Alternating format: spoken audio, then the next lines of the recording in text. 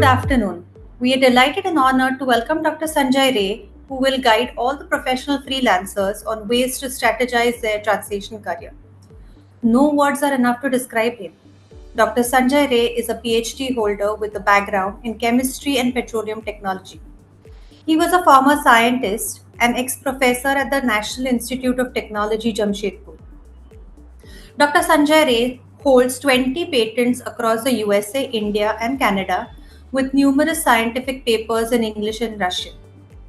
A linguistic entrepreneur specializing in medical and healthcare translation. He is a certified Bengali and Russian translator, Prose Pro, and mentor member of CITLoB and AT. He founded Indian Scripts, his language service company. Dr. Sanjay Ray is passionate about mentoring, traveling, reading, and writing. Let's now welcome Dr. Ray as he shares his insights on entrepreneurial strategies for freelance translators. Over to you, Dr. Ray. Thank you, Kalyani. Thank you, everybody. Good afternoon. Let me start today's webinar on the subject of unlocking success for linguistic entrepreneurship. I have divided my presentation into 5 parts with an introduction, and then I'll speak on linguistic entrepreneurship, little bit about marketing, managing time, finance, legal and technology parts, and also what is the next transition for a freelancer from his present status. Before we dive into today's session, I'd like to extend my heartfelt appreciation to all the participants of today's webinar, and especially to CITLoB for organizing this webinar. CITLoB's commitment to fostering growth and knowledge within the language industry is commendable. Their initiatives are invaluable for professionals like us. It's a pleasure to collaborate with such a dedicated organization working for the standards and support Indian translators globally. Our story is like everybody's story in India. There are plenty of examples of stories of successful translators and their business achievements in the country. What I present here today is based on my 20 years of professional experience. I have worn many hats, freelance translator and also as a solo linguistic entrepreneur. There is no one correct way. We need to embrace all paths to success. My presentation will be primarily addressed to Indian freelancers, but others also can benefit. Before we start the webinar, I'll assume that those of you who are present here, some of our very proficient, experienced translators with many years of standing. There will be very few who are new translators, but all of you have a passion for language. All of you have the necessary skills, and you know about the intricacies of the language which you are engaged in translation activities. So, taking that as a background, let us see India's linguistic diversity, what this country represents. These all you know, but I want to emphasize on certain points that India is a home to several hundred languages. There are 424 living languages according to one resource. There are 22 regional languages which are recognized by the Constitution. Look at the data. English is spoken as a second language by 12% of Indians. 26% of Indians are bilingual and 7% are trilingual.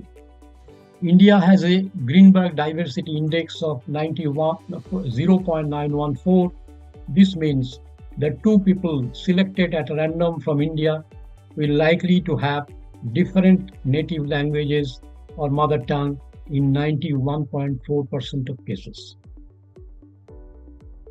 According to the last census of 2011, the 10 languages like Hindi, Bengali, Marathi, they are the largest, having the largest number of speakers. Now, let us see. I have collected a few statistics from prose.com, which all of you know is the largest translation marketplace in the world.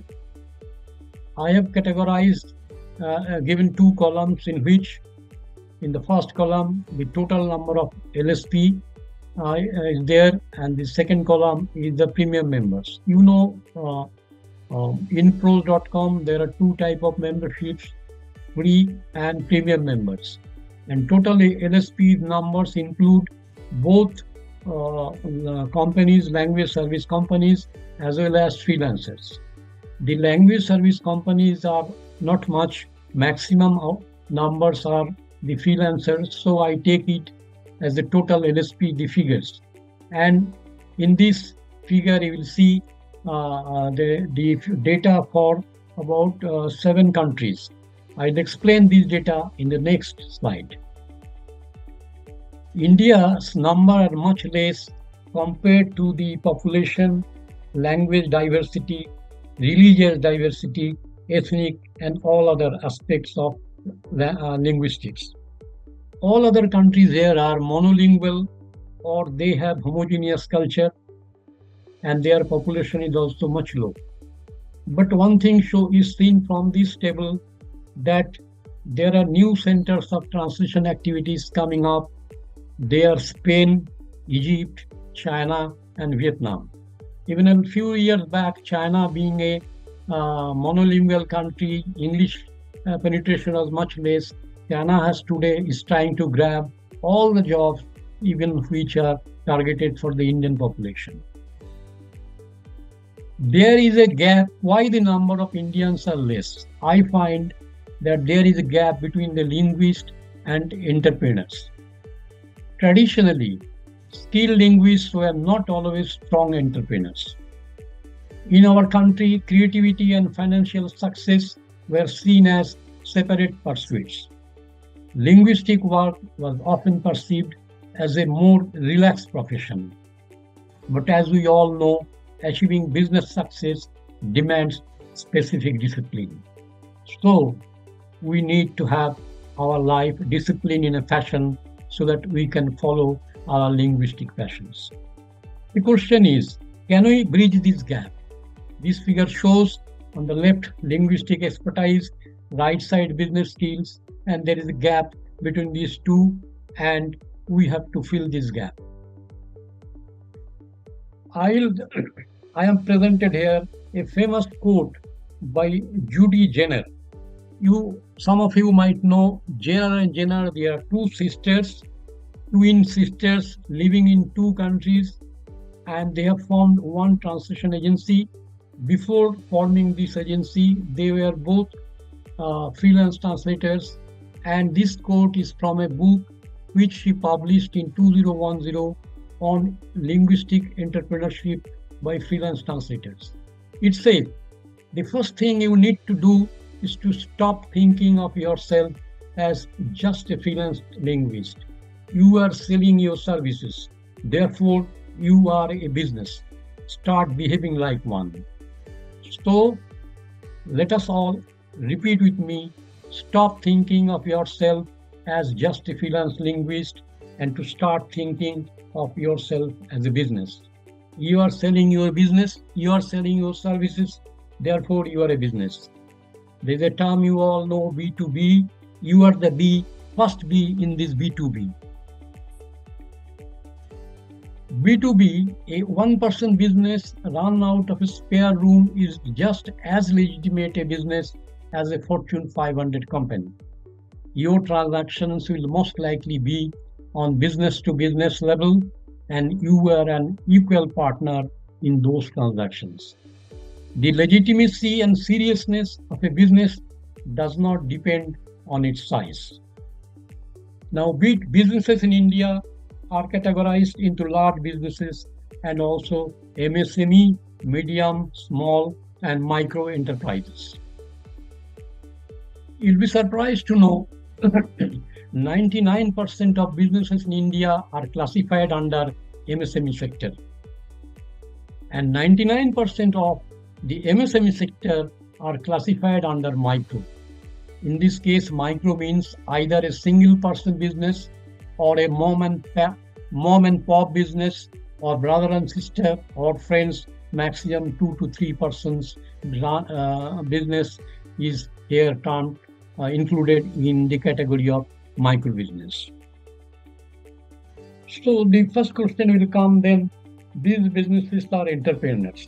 Then who are the entrepreneurs? Who can succeed as entrepreneurs? What are the qualities they should have to become a successful entrepreneur? These generally, you all know this, but I want to emphasize on 3 points. Who are entrepreneurs? Entrepreneurs are goal-oriented. They work hard to turn actions into successes, and they are cost-effective because they want to minimize cost and maximize the gains.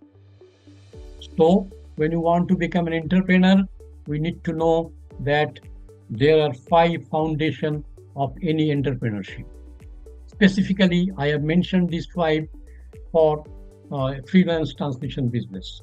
These are goals, plan, tracking of finances, brand, and niche. The idea is to treat your freelance translation business like a real business. We'll come into that real business. What do we mean? Real business is that you are always intentional about your business decisions. Your decisions will be connected with the goal and purpose of your business. What are these? So first point is goals. There are SMART goals. SMART goals are specific, measurable, achievable, relevant, and time-bound. These SMART goals we have to create for us. We can also define our short-term and long-term objectives. Short terms are increase client base, improve skills, focus on quality. Whereas long-term is establish consistent income, gain reputation in specific niches, and at the end of a certain period, maybe 6 months, maybe 1 year, we need to revisit and adjust goals regularly to reflect a growth and new opportunities. Now we'll see what are these SMART, what are these SMART goals. Specific goals: identify and focus on a niche like medical or legal translation to build specific expertise. And an example for this: complete a certified medical translation course by the end of Q1, that is Q1, to attract clients. Where you will find there are many courses available in the internet, courses available in LinkedIn, in different associations, websites like ATA, IUL, and other associations. You will find medical translation courses. Left side, measurable. Set a target number for outreach or project completion. You are a freelance translator. Decide that you will reach up to 20 new potential clients or agencies each month through LinkedIn or other professional forums. Achievable goal. Make sure the goal fits your skills, resources, and time frame. Allocate 5 hours each week to research the terminologies and trends in your chosen niche. Relevant. Align your goals with your overall business vision and client needs. Develop a bilingual glossary specific to, say, financial terms within 3 months to ensure consistent and high-quality translation. Time-bound. Establish a clear deadline. Create and publish an informative article, say, on medical translation challenges within the country to enhance your credibility in the field. Now, plans. When you develop a plan, you have to identify your clients. Identify clients both in the country as well as abroad. You have to understand competitors and clients. The best way to go forward is to understand, to research your competitors. In this case, there are many freelancers available in social forum and others who are very successful in marketing their businesses, in being active as a linguist, and we can always learn from them. We can always follow the leaders. Similarly, we can also understand our clients. We need to understand. We have to set a pricing strategy. Pricing, or how much you will charge, This question is an eternal question. All the freelance translators or translators of all generations have faced this question, and they have solved it in their own way. You have to do in your own way, and I'll come to this point in a later stage. In a plan, you have to plan for marketing efforts, your online presence, networking, and professional memberships. Review and update your business plan annually to stay on track. Regarding plan for professional membership, I want to say that professional membership like in pros or ATA or other institutions, they cost money. Freelance translators may not have that much money in the beginning. So when you don't have money, you have to invest your time. When you have money, then go and invest in your membership and other to develop your own capability. Next is finance. When you start your business here, you can use spreadsheets for income and expenses. One important thing is that separate your business and personal finances. And third is establish a simple business account, that is solo proprietorship. I'll be speaking much more on finance later, but one thing many may not know, that solo proprietorship, to form a solo proprietorship in India is the quickest and cheapest way to get a lot of benefits in terms of taxation. And you'll be looked as a serious professional when you represent your company.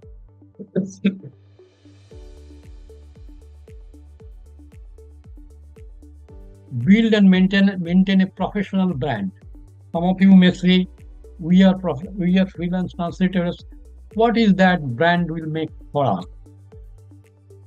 But the point is that you are the era of Web3 and social media. You are all the time under lens, under constant, either knowledge or eyes of people. So whatever you do on the webs, on internet, that remains, and you keep your footprint there. So the few things I suggest: devise a logo. Making a logo with AI is very easy these days. There are many programs which will make you a logo, your own logo. Make a bio or CV, and make a website. You can make, if you don't have resources, you can make a blog site in WordPress or any other. And another point is testimonials. These 4 points, among these 4, the important is, I think, CV making. Till date, many freelancers are doing it in the wrong way. They always complain that other people are getting jobs, I am not getting jobs. But have they considered they have written a CV in which they have provided all sorts of expertise which are not relevant to translation? They have named their CV as something CV or my CV or your CV, like this. So a project manager receives hundreds of CVs, and if they see my CV, then how they will identify for even the future? And CV should be in PDF format and well formatted. It itself in the first stage will show that you are a professional and you have devoted much more time in making your CV. Then website.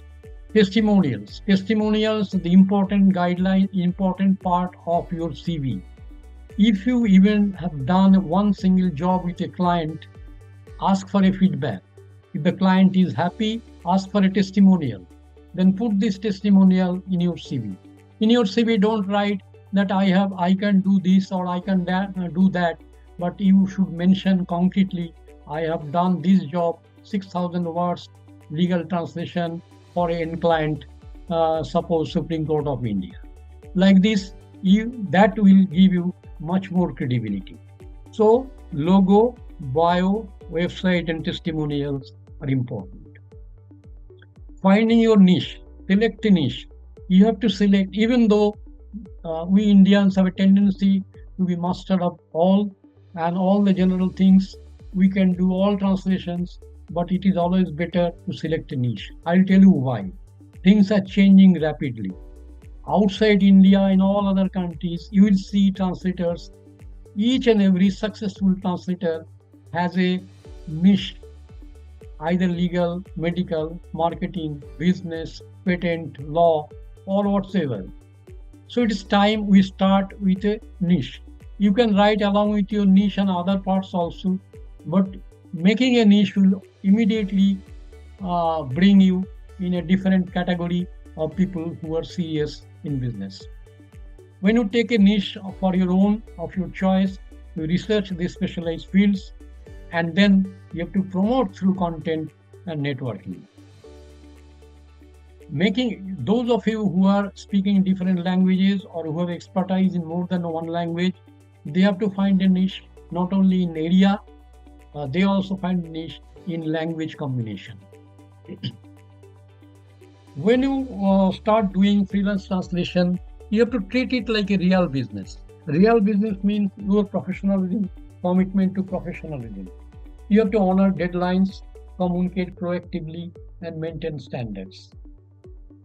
During the last 20 years of my experience, when I was in the both sides as an outsourcer and also as a freelancer, I have found that many Indian translators have a tendency not to follow the deadlines or switch off their mobile when the deadline comes. Second is communication. Many people just write monosyllables in their responses. Interested. You'll find in LinkedIn, throughout LinkedIn, whenever there is a job notice, someone will write interested. But I don't understand, people, these are the leads. These are leads. If you see an advertisement or a note, you have to research. You have to go to the man, go to the person who has put this, research, find his name, his mail ID, and directly write to him. That way you'll be reaching them much more faster than just writing interested in LinkedIn. And following the instructions. Many freelancers do not follow instructions. And so at the end, when client says you have not done this, you have not done that, then translators become also not very happy with the situation. So treating like a real business is a part of that. And another part is network with other freelancers and join professional association, which I have already told. And one thing is very important, you are staying long hours before your computer or laptop screen. You have to prioritize self-care and balance to sustain a healthy and productive career. Few words about marketing. As you know, life of a translator is just a feast or a famine. Some days there are jobs, then many days there are no jobs. We have to accept the realities. The translation market is constantly evolving. The time when I started, it was pen and paper. Then we have machine translation, AI, CAT tools and all.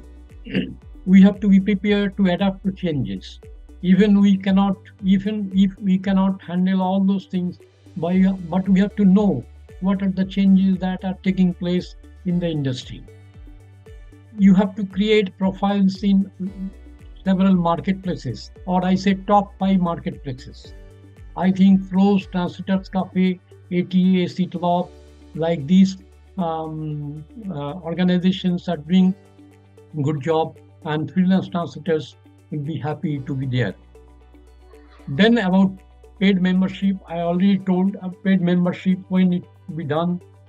Only one thing I want to tell you, that many people think that paid membership is useless or they don't bring money. I want to tell them that, see, in pros.com, today there are 175 paid members. Suppose few years back they were 50. Then before that only 15. Why these people are becoming paid members? Because even if you get 2 or 3 jobs through pros.com or ATA, your money will be back. So this is the thing where you have to test and test. If you see after 1 year it is not bringing money or business or job, then leave that, search for some other place where you can take paid membership and can get job. The main idea of this slide is that you need to market each and every day. Whenever you are working or not working, marketing is a must if you want to remain in the industry. For marketing, there are various types of marketing. These all you know, we need to use all these channels: social media, networking events, email campaigns, build relationships with potential clients. This brings us to that digital footprint. You have to behave responsibly, because whatever on internet, that will remain, and you should not do any such thing which will hamper your credibility. You need to create and optimize your online presence. A strong online presence will bring much more attention to you, and you need to optimize profile in different channels. In pros.com, I have seen that there are about 20 optimization channels for your profile. Many people do not know that if you do not edit your profile once in at least 3 months, then pros will push your profile on the back. So go today in pros.com, open the search file, search a translator, and you see about 20 other legends where you can be present. See whether you have put your data in all those things or not. And then a strong portfolio of work. Portfolio of work is, whatever your job you have done, if you provide some samples of this, if your client allows this, then you can keep it in the social media or internet. But you have to take that whether you have permission for that. Networking is the translator's social capital. By networking means that we need to attend industry events, join professional associations, connect with other translators and language professionals, and stay up to date with industry trends. In all these, I would say, in all the social media, don't try to invent the wheel. Follow the leaders, follow the translators who are already accomplished, who are well sought after. See how they have made their profiles, what they are writing, who are getting much more attention.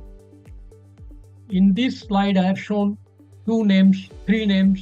Corinne McKay is the ATA certified translator. Probably she was the director of ATA also. She is the author of How to Succeed as a Freelance Translator and co-host of a Speaking Translation podcast. But you can Google it. Corinne McKay is running a blog, very informative, very useful for translators. Tess Whitty is another translator, very famous in LinkedIn, who is the founder of Marketing Tips for Translators. She is giving a lot of tips for the freelancer translation community. When you create a profile in LinkedIn, as I said, you follow the leaders, and in that there are 5 LinkedIn tips for freelance translators I have compiled here. These are all very well known also. You need to have a compelling headline. You need to highlight your services. Post regularly, at least once a week will be good. Network and use recommendation. Recommendations are very good in attracting clients to you. But one thing is the client relation. One client for whom you have already done a job, it is much easier to retain him than to find a new client. Find a new client is very difficult. So when a client has given you a job, you have done it, and he or she is happy with your work, try to build strong client relationship. You have to communicate effectively with him, and definitely quality of work is a factor here, and you have to be responsible to their needs. The point again is seek testimonial. Seeking testimonial is very important. A few words about pricing and rate. There are 5 major translation pricing models: per word, per hour, per page, flat pricing, minimum translation rates. Now, very often client will give you a PDF or image files or with handwritten text which are not editable. then you should always clarify with the client. And in that case, I would suggest to go for per page rates, forward, per hour, and then flat pricing also. Generally, clients are happy if they get a flat pricing. So when you quote for flat pricing, you have to calculate the total number of words which you have to handle, so that you can charge them the money according to the labor which you will put. Many Indian translators do not pose any minimum translation rate. So it is very important. Whenever a job comes, you should write that this is my minimum translation rate, even for 100 words or 200 words. Recently in LinkedIn, I saw an image from a freelance translator, which I think shows about the type of translators and how you can charge. The translator wrote, "We offer 3 kinds of services: good, cheap, and fast. But you can only pick 2. Good and cheap won't be fast. Fast and good won't be cheap. And cheap and fast won't be good." So if a client comes on a Friday evening telling that you have to translate 3,000 words, good translation by Monday morning, then you have to tell them that good and fast won't be cheap. Strategic pricing is important. What I think that pricing should be as per the ability of your client to pay. Set competitive rates that reflect market trends and expertise.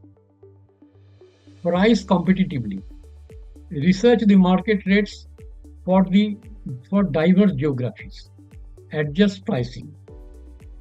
In this, many people may not know that pricing or rate is a subject of negotiation with the client. It is a very personal information between these two. It's sort of contract. Nobody can tell you or guide you on this, that how much you should charge. When you are young, when you are new, when you did not do many jobs, you can keep your rates lower. But as you grow, as you are experienced, you should definitely hike your rates. Now, do not put Indian rates for UK clients. For UK clients, you have to try to charge a rate which the UK client is ready to pay to UK translators. Similarly, for France, for Germany, for USA, if the client is from those countries, whenever a client comes from a country, I generally see for geography where from he is coming. Then I go to pros.com and research what is the prevailing rate. You get a lot of information, sometimes even Googling also. Then always, you should be flexible for pricing. And these things should be written when you actually make a quote to client.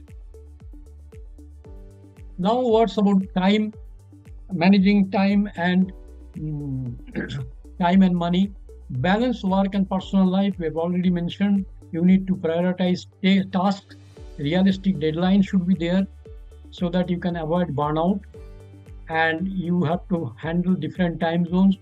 So accordingly, you need to clearly communicate with your working hours and response time to clients.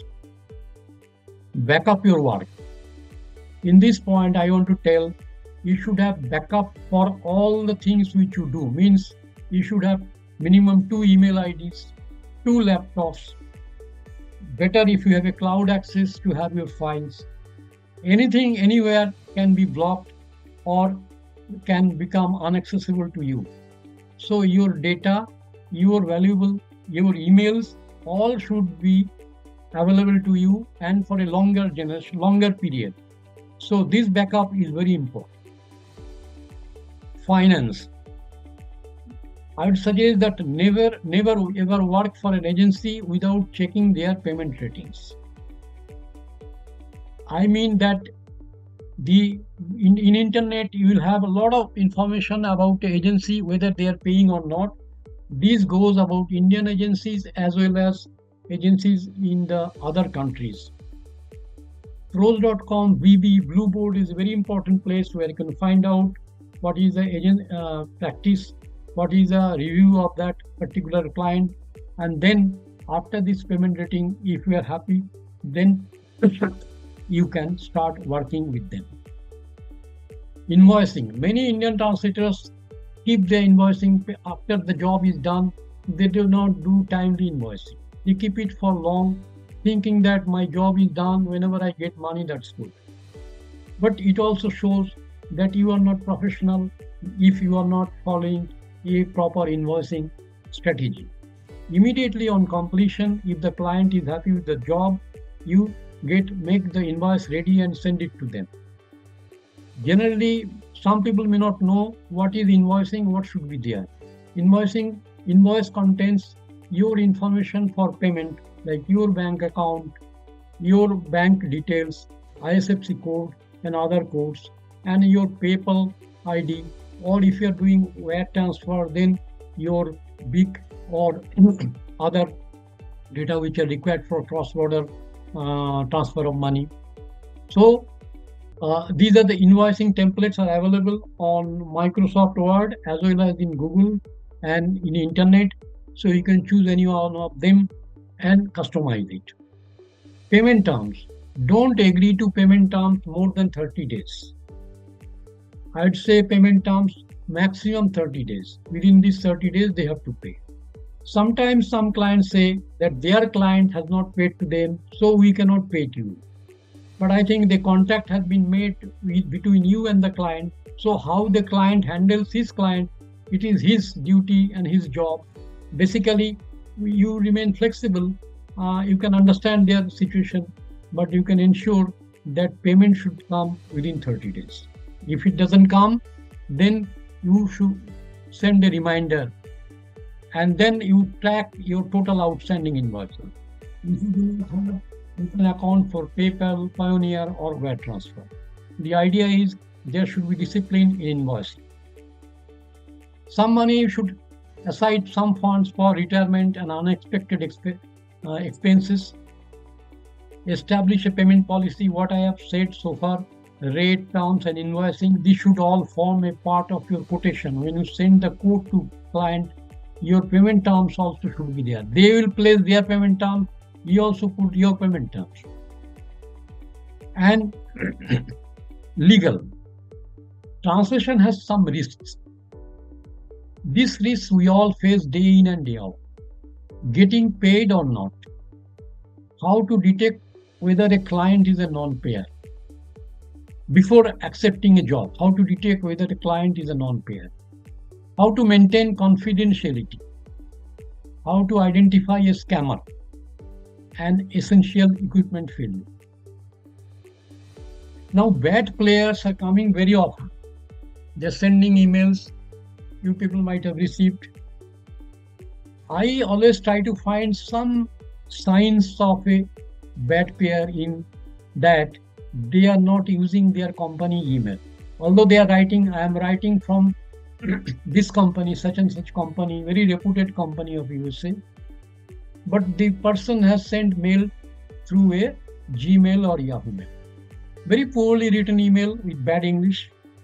Generous payment terms. They will pay within 10 days. Rate will be very high. They do not have any website. Address is not available. And often they send bulk emails. And often they do not make any prior communication. So, if you get emails with a job offer from such players, such companies, check ProsBB, Google, or other channels. Now, suppose you have got a job, you have done it, and your client refuses to pay. This happens also very often, both in India and outside. What I can do? Formal reminders, send polite reminders. Clearly, you can state any late fees will be charged if you do not pay within this date. Identify all C-level employees by Google. Who is BB search? I mean that the company has a website, and most probably if the company is small, the website is web domain is registered under the owner or very senior people. Or you can Google to find their director or owner's name and address. You then send emails to them. Threaten to expose in social media, pros BB, network with other victims, write postal mail with acknowledgement due, send letter from lawyer in his letterhead. Many lawyers will just, you can ask, request, they will simply write your thing or your reminder in their letterhead. That will also have an effect on them. Third one and the last one is use legal demand letters. I don't know. I have not done any such thing. So whether that is possible or if anybody has got some result on this. Now these all, to avoid these, generally there are some agreements signed between freelancers and clients.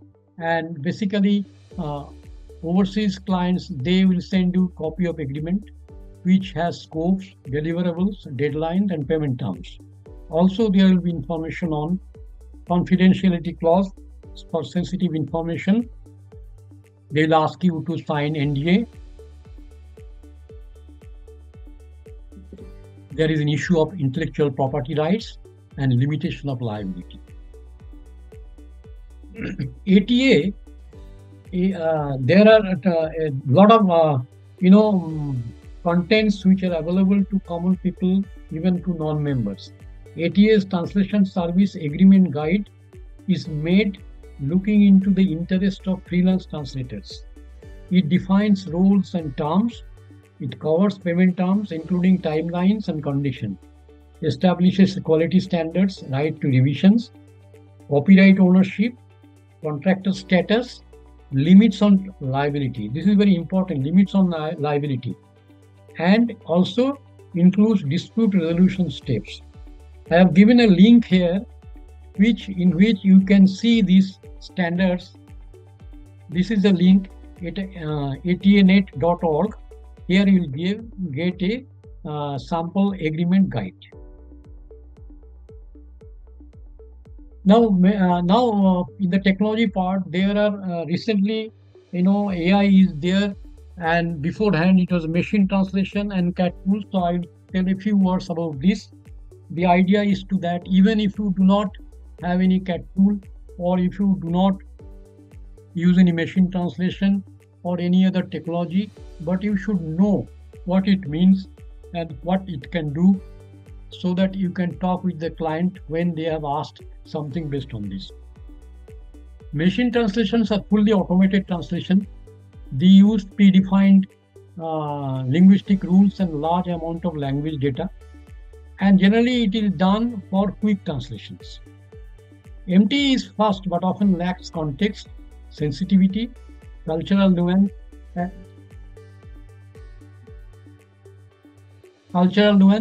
and may need post editing. CAT tools are used. CAT tools are used to assist human. Many of you are using CAT tools. They have features like translation memory and technology management. In the process of CAT tools, generally the content is split into segments, and segments are then stored, and these stored translations are used. And this is used for consistent terminology. SDL Trados is one of the major examples of this.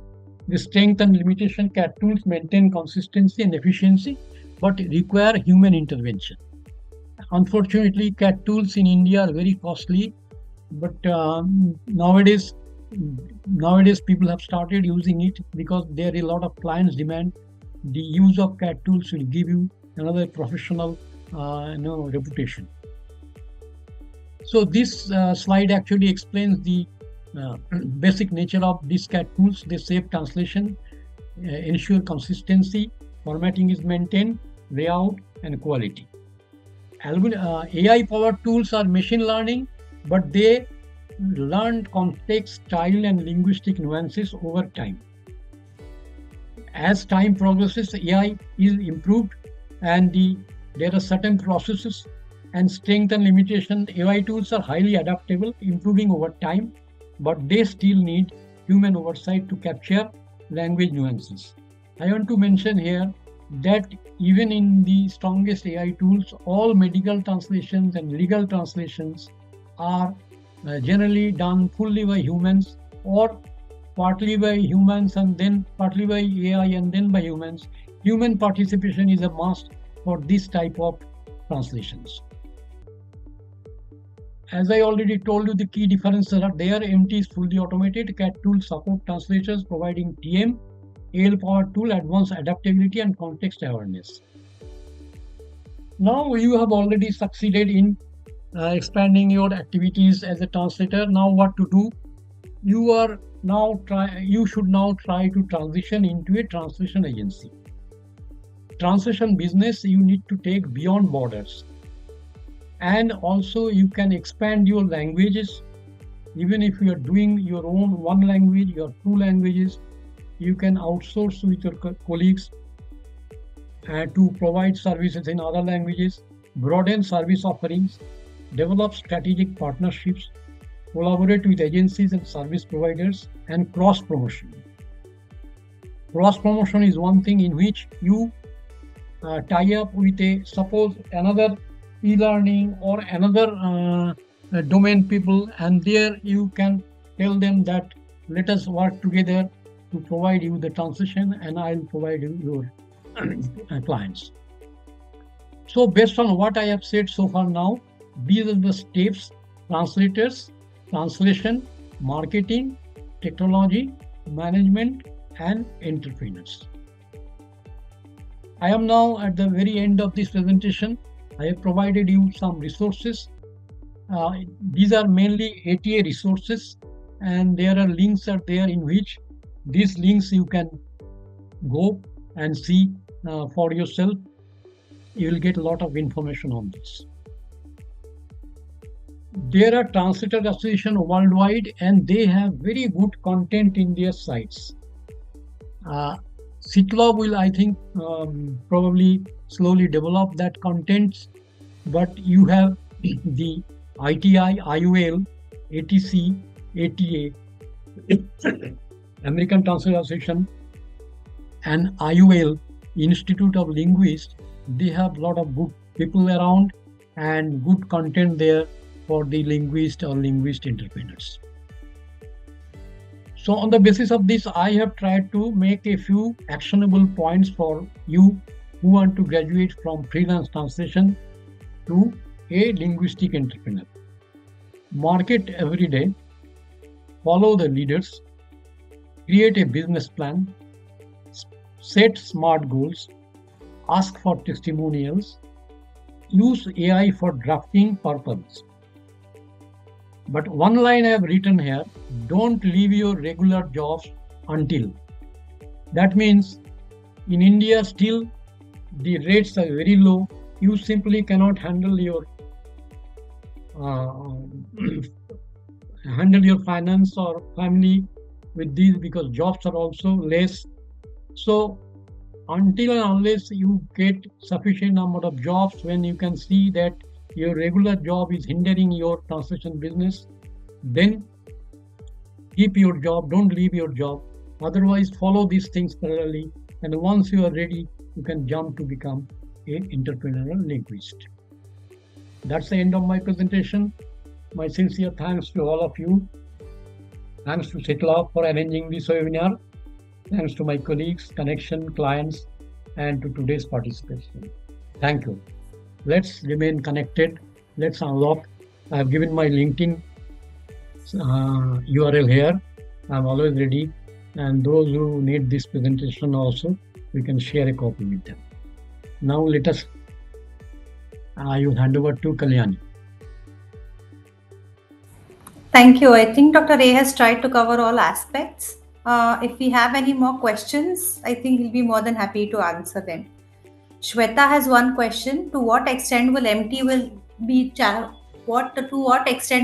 challenge and limit human translation in future? These are all speculation now regarding MT, whether it will completely, replace human translators. But as per me, I think that human translation will be much more specialized now, and for very important documents in legal, in medical, in patent, in technology scopes, it will always be there. Human requirement participation will be necessary. So at this moment, I don't think there is a real threat that we will all lose our jobs. Thank you. In the responses, I think there was also one important question. How do freelancers get to work with direct clients? Direct clients. Freelancers, how they get direct clients? That is also another question very often asked. I have a certain idea on these, that if you are a member of LinkedIn, in LinkedIn there is search, legends, you can search there in terms of country, specialization, companies and all. You can search many people there. You can become member of groups which are not directly linked to translation industry. General tendency is a freelance translator comes to LinkedIn and become member of all groups which are related to translation. That is good, but half of the group should be from other domain where they have requirement of translation. Like startup companies in India, they have many groups with large number of participation. You can become a member there, follow some of the comments and put your comments, find out the decision making people there. Similarly, e-learning, medical, clinical trial, in all the fields there are groups, people there, and those who require translation. First thing is to search in LinkedIn and Google and directly try to find out the lead and their contact addresses. That also need your time and investing in your time. In that way, you can find clients who are not agencies, but who are direct clients. I think I'll club one more question. Anushka says, do you recommend any courses, certification to enhance my translation skills? And in the response, there was one more which said, I want to learn about usefulness of technology in the field of translation related to government projects. I'm sorry about the government projects. I do not know how you can proceed, because I have never done projects for the government. And first question was, can you repeat? First question. Sure, one second. Do you recommend any courses or certifications to enhance my translation skills? I will say that look for some courses are there in pros.com which are free and available. Some courses are organized by ATA. See, if you have money you can spend now, it's good to have some courses, but it is not compulsory. Why? In say if you regularly look for ATA organizes every month seminar, or in pros.com also, or IOL. There some people, some experts are taking the webinars or courses. Now those webinars actually sometimes are paid webinars. You need not visit that webinar. Simply you can try to connect with that person and see what are the posts he or she has made throughout the year. You will find a lot of information available there. Regarding specific courses, I think in medical translation, it is better if you have some courses done. There are certain HIPAA courses available in USA and in internet also, in pros also, which will enhance your credibility as a translator.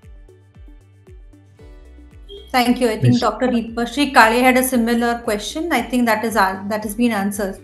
She'd asked, which certificate medical translation course do you recommend? So I think you just mentioned that. Yeah, I will not give any specific thing, but I will only suggest go to pros. There is a HIPAA course, which is a very nominal charge is there. You can do that, and there are other courses also. But I approach this from the freelance translators angle, that they don't have resources now in the beginning. Once you have resources, you will get a lot of resources. And if in my LinkedIn account, there are people whom I forward their post, who organize regular courses, certifications. But I tell you, these certifications are very expensive in Indian terms. I think considering the time, I think we'll take just one last question. It says, how can you balance your freelance career and your main profession career? How do you get your clients to respect you? How can you know when can you increase the rates? And what if the company has fixed rates? How do you negotiate with it? This is a big question, how you can handle both a job as well as freelance translation. These all depends on you. If you have the passion, if you see that you want to go ahead with your translation part, then slowly in the beginning you have your job, but you spare time, you are young, you are in the spare time, you can try to find jobs and the clients and go with them. Regarding the rates, you have to go in a very slow way. Rates, if you just first mail, you tell your rates, very high rates, whatever, the client simply will not come back to you. The point is, in my opinion, in internet, you have to keep engaged with the client. Suppose a client has come with a 15 sentence request for quote, and you simply write, I am interested, then client will never give you a job. You just ask about the job, about the technical parts of it, whether they have glossaries made already, whether they can share that, in which format they want, whether they have in Word format and all. Like this 1, 2, 3 mails, you have to keep them engaging. Internet being an anonymous media, we don't know who is on the other side with whom I am talking to. So restoring confidence in each other is very important. Then your first job will come. Once the first job comes with a rate which you have agreed with the client, then subsequently you can politely suggest that this job, next job is complex and requires a lot of efforts and all these things. I think this rate, a slightly increase in rate will be appropriate. Like this, this is a slow and steady race. This is not a by night you cannot get any result here. Slowly, if you are here in this field, jobs will start coming. But I give you an example that you have to try for 90 days your client. 90 days, if you seriously engage in searching as per I have given a scheme of your, how you go ahead with this, setting goals, then you will start seeing the results. I think we will have to cut short here. And I think you will be able to answer any questions, any other further questions that they have via mail. Yeah. Via mail I'll answer, or I can organize another webinar also. This is a vast subject, a lot of different angles where. Absolutely. Yeah, I'll be happy. I think you have tried to cover up many aspects in an hour's time. Yeah. Sure. Yes. I'll be happy to discuss and answer you. So on behalf of CITLoB and all the participants, I would like to thank Dr. Ray for sharing his experience, learnings and insights. Thank you so much. Thank you.